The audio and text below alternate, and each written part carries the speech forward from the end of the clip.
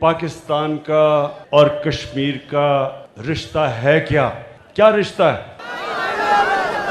پھر سے کیا رشتہ ہے؟ لا الہ الا اللہ محمد رسول اللہ. اور لا الہ الا اللہ محمد رسول اللہ ایک پورا نظریہ ہے. تو میں آج نوجوانوں آپ سب کے سامنے اس نظریے کو اس لیے آپ کے سامنے رکھ رہا ہوں کہ میں چاہتا ہوں آپ کی تربیت ہو.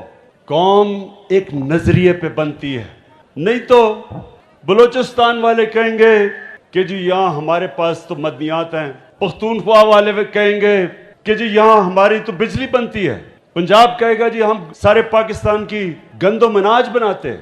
تو اس لیے قومیں بنتی تب ہیں جب اپنے مفادات سے اوپر ایک نظریہ آ جاتا ہے. مقبوضہ کشمیر کے جو عظیم لوگ ہیں ان کو آج میں خاص پیغام دینا چاہتا ہوں. صرف پاکستانی قوم ہی نہیں آپ کی طرف دیکھ رہی، صرف ہم ہی نہیں آپ کے اوپر فخر کرتے.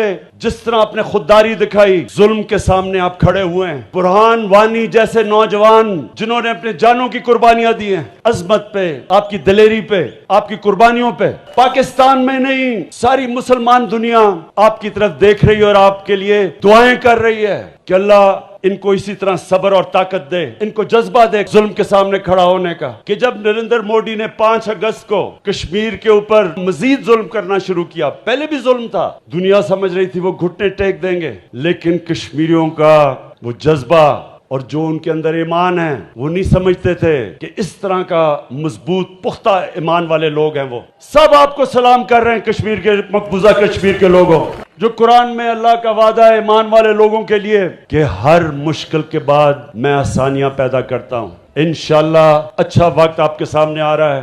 ہم پاکستان میں آپ کے لیے دعائیں تو کرتے ہیں، میں آپ کو یہ کہتا ہوں کہ انشاءاللہ ساری دنیا میں آپ کا سفیر بن کے نکلوں گا، آپ کی آواز اٹھاؤں گا اور اٹھاتا جاؤں گا. یہ جو بی جے پی اور بی جے پی کا RSS کا نظریہ جو صرف کشمیریوں کے اوپر ظلم نہیں کر رہا، ہندوستان میں جو مسلمان ہیں، جو کرسچنز ہیں، جو سکھ ہیں، جو ان کی شیڈیولڈ کاسٹ ہیں، ان سب کے اوپر یہ RSS کا نظریہ خوف دلا رہا ہے، خطرہ ہے. ان کو برابر کے شہری نہیں یہ سمجھتے. RSS کا نظریہ سب سے زیادہ خطرہ ہندوستان کو ہے. اس سے ہم ہر فورم پہ ان کے لیے کھڑے ہوں گے اور میں انشاءاللہ ہر فورم پہ ان کی آواز بلند کروں گا.